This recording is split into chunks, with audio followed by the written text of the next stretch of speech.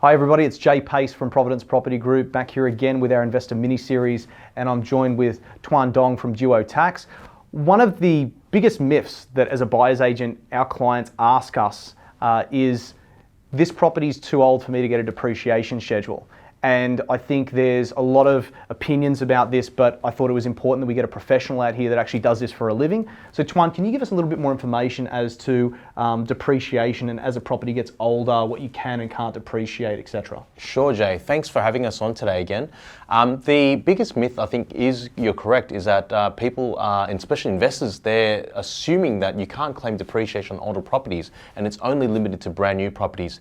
Well, that's not true. Even though we went through legislation back in the Housing Integrity Bill back in 9th of May 2017, that was to stop second-hand property investors from claiming depreciation on second-hand plant and equipment. Things like your oven, your range hood, your cooktop, your air conditioning units, they're not depreciable under the new legislation if they're second-hand.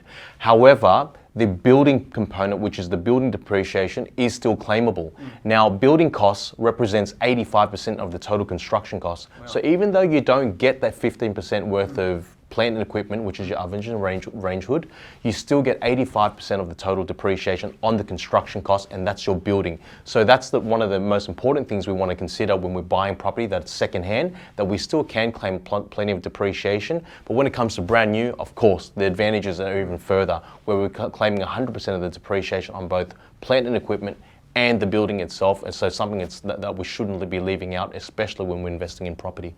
Okay, and am I correct in saying that if you do have an older property and you decide to change carpet, you decide to put in a new range hood, etc., that then becomes depreciable based upon the... That's correct. And do you update the depreciation schedule for it? How does that kind of work for somebody after they've done one? Sure. So once we do compile the tax depreciation schedule, they go out and buy from a retailer like The Good Guys, maybe a new TV or a new bench, cooktop, whatnot. We can actually include that part of the depreciation schedule, update the depreciation schedule that they've already got from us, free of charge, of course, and then they can use that for the next financial year's tax return to include all of it in part of that deduction and maximize that cash flow.